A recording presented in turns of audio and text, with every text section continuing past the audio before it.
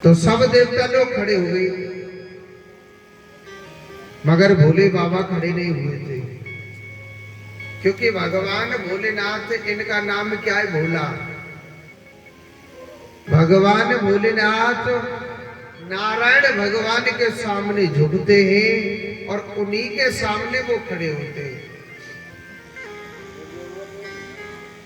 नारायण भगवान के आगे वो झुकते हैं और उन्हीं के आगे खड़े होते हैं वो। तो दक्ष प्रजापति को देख करके सब लोग खड़े हो गए, मगर भोले बाबा खड़ा नहीं हुआ। तो दक्ष प्रजापति ने भगवान शंकर जी का अपमान कर दिया। भाई, जिसको भगवान भगवान कहते हैं वो काहे का भगवान? मैं ऐसे भगवान को भगवान नहीं मानता। काहे का ये भगवान है? इस पर रहने के लिए घर नहीं है, पहनने के लिए कपड़े तक नहीं है। भोले बाबा का ना ज्यादा अपमान कर दिया था। जब भोले बाबा का ज्यादा अपमान कर दिया, जब भगवान भोलेनाथ का अपमान कर दिया, तो देखो भगवान भोलेनाथ एकदम भोला है। दक्ष प्रजापति गाली दे रहा है, भगवान भोलेनाथ कुछ भी नहीं बोल रहे। इस कान से सुन रहे, इस कान से निकालने लग रहे। भोलेनाथ इस कान से सुन रहे, इस कान से निकाल रहे। भगवान भोलेनाथ के गढ़ कहने लगे, महाराज जी, आपके ससुर जी आपको गाली देने लग रहे। भोले बाबा कहने लगा, लाला, ससुराल में तो गाली मिलती है, जब ना खाई तो अब खाई। मिले कि नहीं मिले ससुराल में गाली? चुप हो जाओ बिल्कुल। यानी दक्ष प्रजापति ने भगवान भोलेनाथ का खूब अपमान किया, मगर भोले बाबा ने कुछ भी नहीं बोले। भोले बाबा तो इस कान सुन रहे, इस कान से निकालते जा रहे, कुछ नहीं बोल रहे।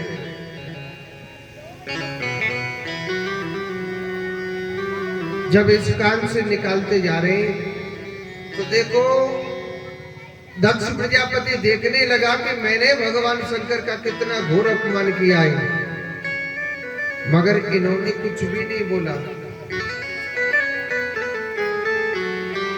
भोले बाबा के लिए लास्ट में श्राप दे दिया कि मैं भगवान शंकर के लिए श्राप देता हूं, जो मेरे सामने नहीं खड़ा हुआ, और मैं भगवान शंकर जी के लिए श्राप देता हूं कि आज के बाद यज्ञ में आहुति भगवान शंकर जी को नहीं दी जाएगी। मगर भगवान भोलेनाथ तो बिल्कुल भोला है ना, श्राप दे दिया। भोले बाबा ने कुछ नहीं बोला। भगवान भोलेनाथ स्वीकार करके श्राप को सीधे आ गए। इस जिद पर दक्ष प्रजापति ने अपने घर पर यज्ञ किया, और उस यज्ञ में सभी देवताओं को निमंत्रण दिया, मगर भगवान भोलेनाथ के लिए निमंत्रण नहीं दिया। सभी देवताओं को निमंत्रण दिया, मगर हमारे भोले बाबा को निमंत्रण नहीं दिया। भोले बाबा के लिए निमंत्रण नहीं दिया। भोलेनाथ ने कुछ नहीं बोला। सभी देवता लोग अपने अपने विमानों पर बैठ करके जा रहे, तो सती माता ने देखा था, तो भगवान भोलेनाथ से पूछने लगी कि स्वामी, ये सब देवता लोग आज कहाँ जा रहे हैं महाराज? ये सब देवता लोग कहाँ जा रहे हैं आज? भोले बाबा कहने लगा, हे देवी, आपके जो पिताश्री है ना, जो पिता महाराज है, वो एक बहुत सुंदर यज्ञ करा है, और ये सब जो देवता लोग ना वहीं जा रहे हैं अपने पिताजी के यज्ञ में। अच्छा माता है। सती माता कहने लगी, महाराज, हमारे पिताश्री यज्ञ कर रहे हैं, यज्ञ में हमको तो चलना चाहिए ना। भोले बाबा कहने लगा, जाना तो चाहिए, मगर कहते हैं कि जो बिगड़ निमंत्रण के जाता है उससे कागा की योनि प्राप्त होती है। कागा माने कौआ, जो काय काय करे ना, उसकी योनि मिलती है। सती माता कहने लगी महाराज एक बात बताओ, भगवान के भजन में सत्संग में भगवान के नाम में तो बिन बुलाए जाना चाहिए। भोले बाबा कहने लगा जाना तो चाहिए, मगर एक बाप यज्ञ कराए, जो बाप अपनी बेटी को नहीं बुलाता है उसका यज्ञ कभी नहीं लगता है। आपके पिता महाराज यज्ञ करा रहे तो देखो, अब हमको तो ऐसा नहीं सोचना चाहिए, आपके पिता यज्ञ करा रहे हैं तो जाना तो चाहिए, मगर निमंत्रण नहीं दिया इसलिए हम नहीं जा सकते। सती माता, एक बात बोलूं, माता जब गांव जाने के लिए बोलती है और पिताजी जब मना कर देते हैं, पिताजी जब मना कर दे तो माता मुंह फुला के बैठ जाती कि नहीं बैठ जाती। आपके लिए नहीं बोल रहा मैं, औरों के लिए बोल रहा हूं। हमें आपका अपमान बुराई करो तो फिर कल लेते कथा मनाएंगे तो है? मगर कहते हैं कि स्त्री को अपने पति की बिगर आज्ञा के कुछ भी कार्य नहीं करना चाहिए जी, क्योंकि पति उसका प्रकाश है, पति उसका परमात्मा है। जब पति की मना तो मना ही रहनी चाहिए जी हाँ, नहीं तो अंत लास्ट बार उसी को दुख पाना पड़ता है, कोई भी पत्नी को ना हो। अब देखना सती माता के साथ में क्या होता आगे जाके। सती माता कहने लगी महाराज कहते हैं कि एक बाप की बेटी को तो बिन बुलाए चले जाना चाहिए, एक बाप की बेटी को बिगर बुलाए चले जाना चाहिए। भोले बाबा कहने लगा जाना तो चाहिए, मगर 2 दिन जाना चाहिए। कब?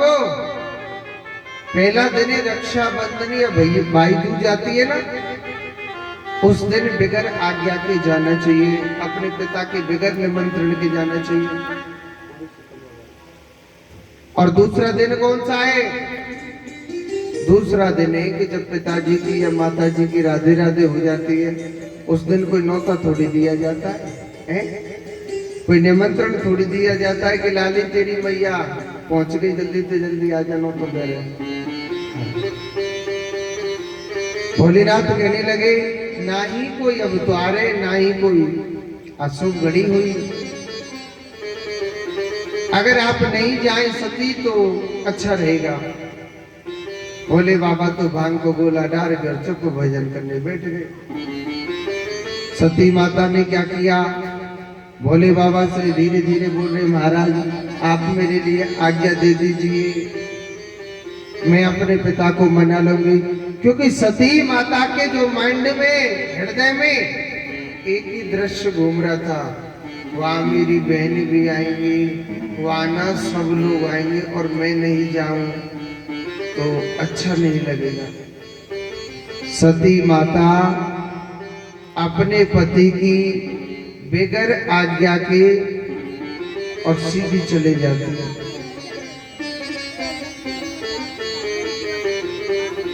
सती माता खुश होकर के अपने घर गई, मगर सुनो वहां किसी ने सम्मान नहीं किया था सती माता का। पिता ने भी मुंह टेढ़ा कर लिया, बहनों ने भी मुंह टेढ़ा कर लिया, सबने मुंह टेढ़ा कर लिया। एक बात बोलूं, थोड़ी बहुत इज्जत करी थी तो उसकी मां ने करी थी, थोड़ी बहुत इज्जत करी थी तो उसकी मां ने करी थी। सती माता हर क्रोध को पीती जा रही है, हर गुस्से को पीती जा रही है। यज्ञ मंडप में गई, कहते हैं कि यज्ञ में 3 देवताओं के आसन सबसे पहले लगते हैं। कौन कौन से? ब्रह्मा, विष्णु और भगवान शंकर जी के। वहां ब्रह्मा जी का और भगवान विष्णु का आसन लगा हुआ है, भोलेनाथ का आसन नहीं लगा हुआ। सती माता पर यह क्रोध नहीं किया गया। सती माता अपने पति से कहने लगी, अपने पिता से कहने लगी, सती माता अपने पिता से कहने लगी कि अरे पिताजी, आप कैसे मेरे पिता हो? आपको मालूम है कि जिस भगवान शंकर को पाने के लिए ऋषि मुनि युग युग तपस्या करते हैं, तब जाकर के भगवान के दर्शन होते। आप तो ये कृपा समझो कि भगवान भोलेनाथ आपको दामाद के रूप में मिले और आप उन्हीं भगवान शंकर से नफरत करते हो। आप कैसे मेरे पिता महाराज? आप मेरे कैसे पिता हो? आप उन्हीं से नफरत करते हो। सती माता पर यह क्रोध नहीं किया गया। अब सती माता अपने पिता को दंड नहीं दे सकती है, नहीं तो हर बाप की बेटी अपने पिता को दंड देती है। उसने क्या किया? उसने क्या किया था? सती माता बड़ी जोर से गुस्सा हो गई।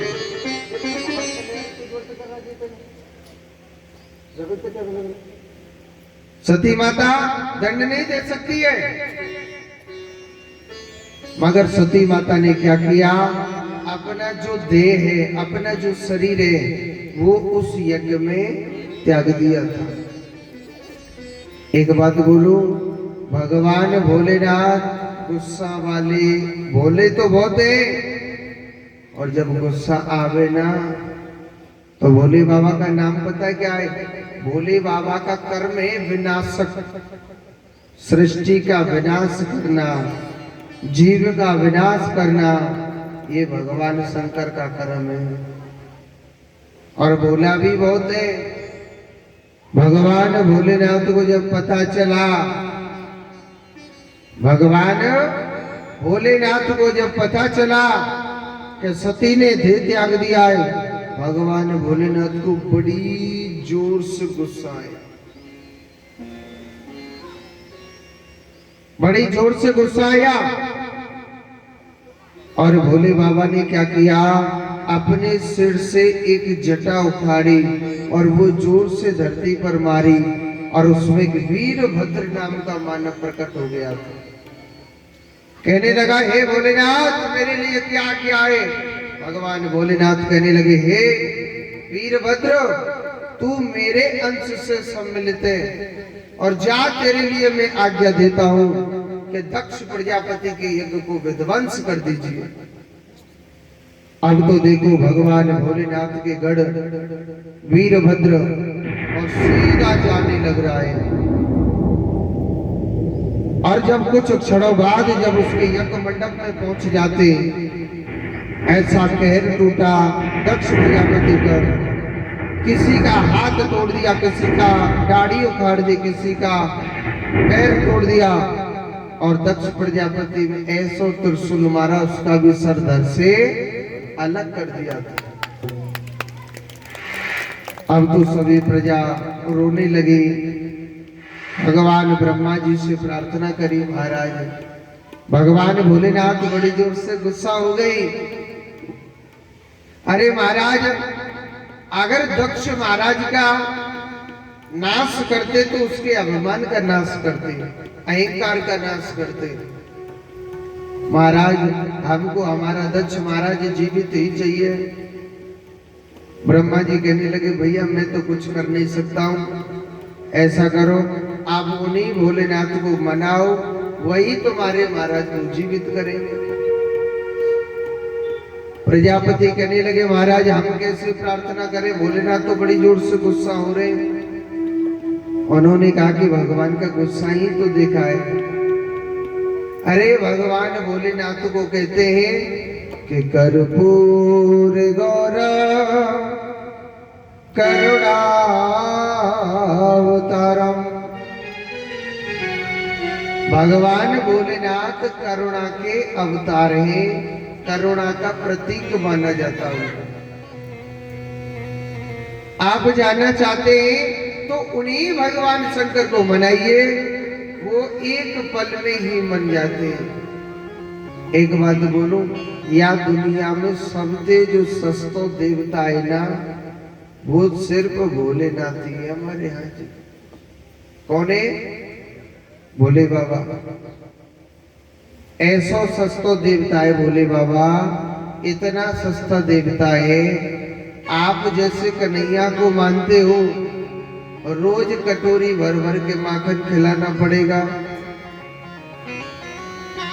रोज कटोरी भर भर के माखन खिलाना पड़ेगा, तो कन्हैया खुश होगा, नहीं तो मेरा कान्हा बिल्कुल खुश नहीं होगा। हाँ। अगर आप माता रानी को मानते हो तो रोज हलवा पूड़ी खिलानी पड़ेगी, तो ही मैया खुश होगी, नहीं तो नहीं होगी।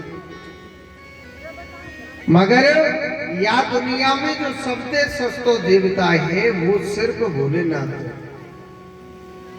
अगर आपके पास एक लोटा दूध है तो वाय चढ़ा दो, वही तो खुश रह जाओ। अगर दूध भी नहीं है ना, और भगवान जो ना कहे कच्चो दूध लिये चाहे पानी मिलाई के लिए युवा में, हाँ प्योर दूध नहीं मांगे वो। अगर वो भी नहीं हो तो एक लोटा पानी चढ़ा दो, भगवान यो ना कहे चीनी घोर के लिए युवा में, हाँ चक्की कोई पानी चढ़ा दो, वो वही ते खुश रह जाओगे। और वो भी नहीं हो तो सुनो, आंख धतूरो जाने के नहीं जाने, आदमी खा ले तो राम नाम सत्य है जावे। हाँ, भोले बाबा पे आंख धतूरो चढ़ा दे, वो वही ते खुश रह जावे।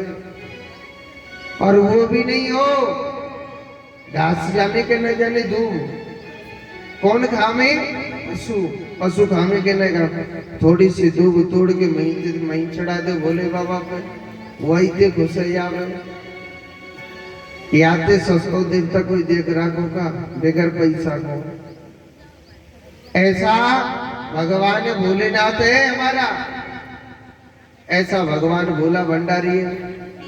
और सुनो, आप किसी भी मंदिर में जाके देवता देखना, आप किसी भी मंदिर में जाके देखना, हर देवता के मंदिर में आपको ताला लगा हुआ मिलेगा, मगर भोले बाबा के मंदिर में कभी ताला हुआ लगा नहीं देखा होगा। क्योंकि भगवान भोलेनाथ के मंदिर में जहाँ ताला लग गया, वहाँ भगवान शंकर वास नहीं करते हैं।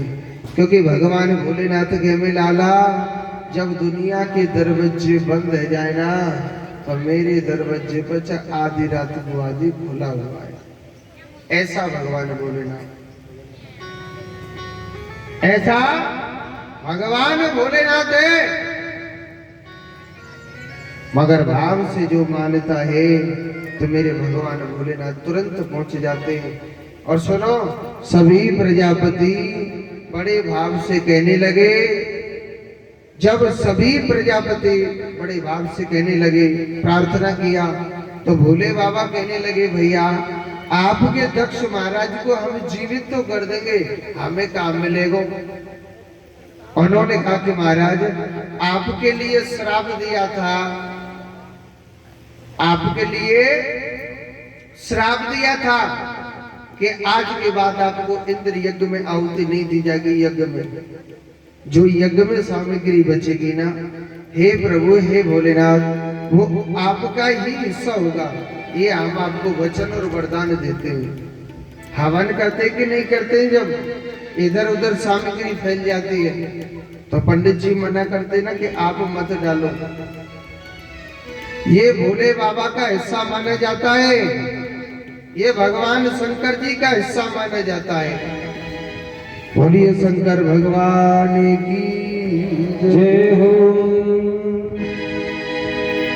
बम भोले बम भोले बम बम बम, बम भोले बम भोले बम बम बम। सभी ताली बजाते हुए भगवान शंकर का ध्यान करते हुए कहेंगे, बम भोले बम भोले बम बम बम, बम भोले बम भोले बम बम बम। ताली बजाएंगे।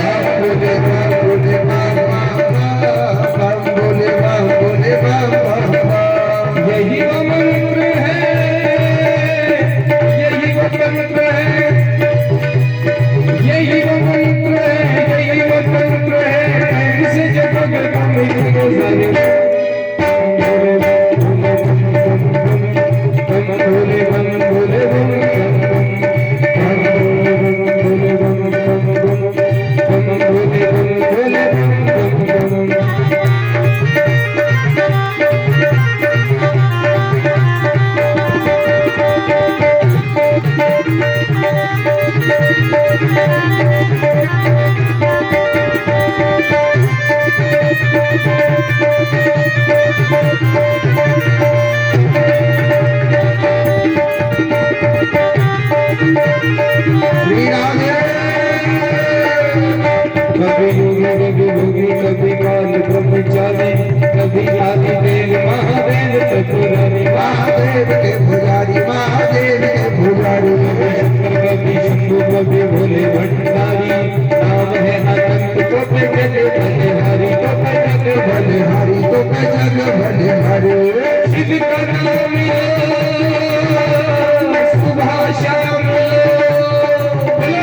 शिव का नाम सुबह शाम गाते रहो जब तक बंदे बम भोले भोले बम भोले बम भोले बम बम भोले भोले बम बम भोले भोले बम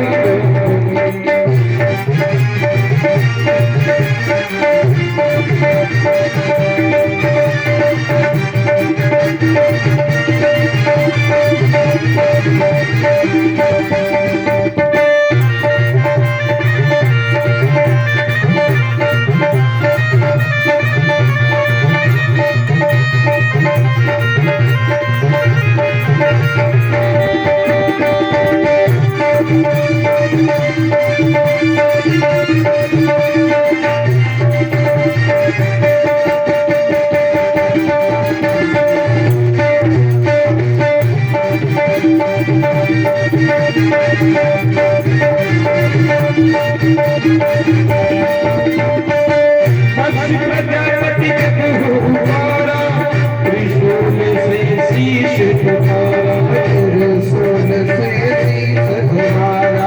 आशुतोष बोले बाबा हो गए कसम कितने मुख से कहा बम भोले भोले भोले भोले ताली भोले बम भोले बम बम भोले भोले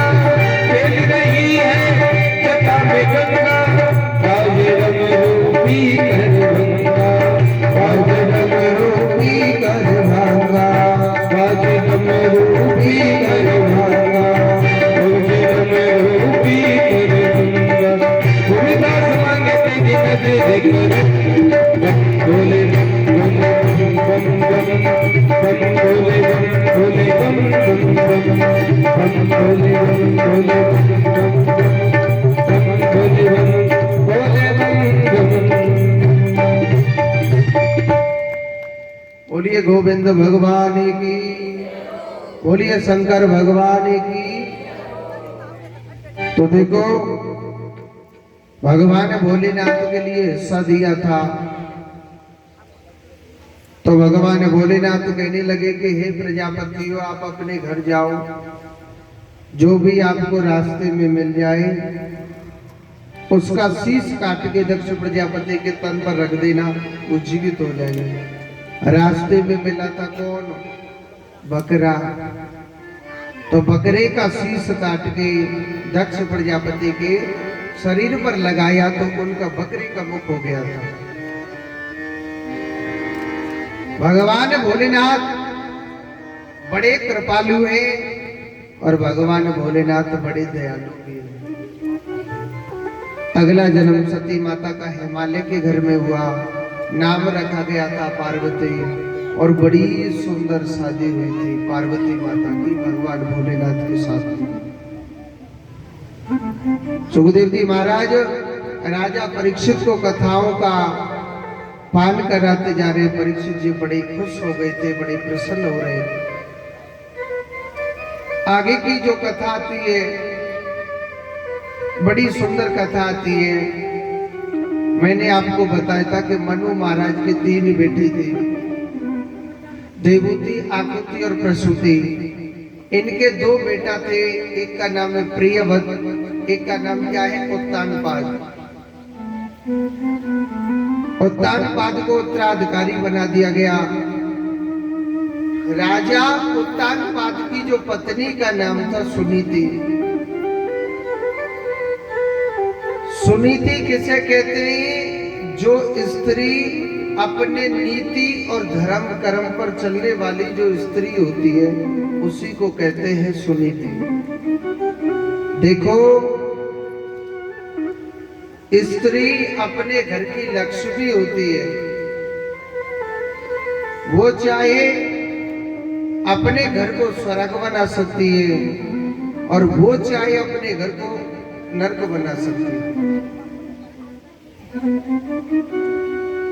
स्त्री घर की लक्ष्मी होती है।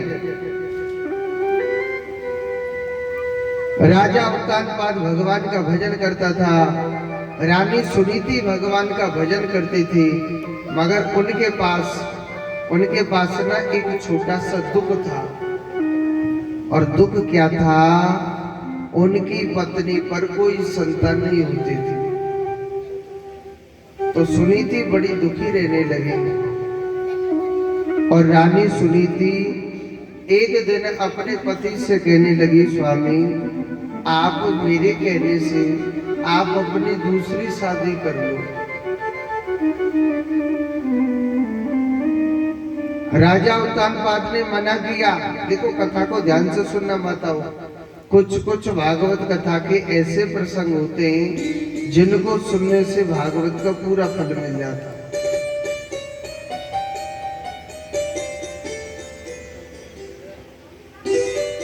राजा उत्तानपाद कहने लगा कि हे रानी, भाई पता नहीं दूसरी रानी जन कैसी आ जाए, कोई पता है क्या? मैं दूसरी शादी नहीं कर सकता हूं। मगर रानी जिद बढ़ गई तो राजा उत्तानपाद ने अपनी दूसरी शादी कर ली और जिस रानी का नाम था क्या? सुरुचि। सुरुचि किसे कहते हैं? जो स्त्री अपने आप को ज्यादा सुंदर समझने वाली हो, जो स्त्री अपने कार्य में ज्यादा रुचि लेने वाली हो, उसे कहते हैं क्या? सुरुचि। सुरुचि से जब विवाह करके आ रहे तो बड़ी रानी जो है पूजा की थाली लेकर के दरवाजे पर खड़ी हो गई। सोचने लगे मेरे पति दूसरी शादी करके आ रहे तो क्यों ना स्वागत के लिए दरवाजे पर खड़ा होना चाहिए ना। स्वागत के लिए दरवाजे पर खड़ी होगी, नाते में बड़ी बहनी तो लगेगी। मगर छोटी रानी आई काई जब घर पे तो वो कहने लगी, स्वामी आप एक बात बताओ, ये दरवाजे पर कौन खड़ी है ये स्त्री? राजा उत्तानपाद कहने लगा, ये हमारी बड़ी रानी है, ये आपकी बड़ी बहन है। अच्छा बने हो, मुझे क्यों लेकर के आए? और जब आप मुझे लेकर के आए हो तो पहले इस रानी को घर से बाहर भगा दो तो ही मैं घर के अंदर आऊंगी, नहीं तो मैं नहीं आऊंगी। कहते हैं कि समय बड़ा बलवान होता है। समय एक पल में इंसान को भिखारी बना देता है और समय एक पल में भिखारी को राजा बना देता है। समय बड़ा बलवान होता है। राजा उत्तानपाद भगवान का भजन करते थे, भगवान का चिंतन करते थे। और देखो, जब छोटी रानी ने कहा कि इस रानी को घर से बाहर भगा दो तो ही मैं घर के अंदर आऊंगी, राजा छोटी रानी के प्रति ऐसा आकर्षित हो गया कि बड़ी रानी को घर से बाहर भगा दिया था।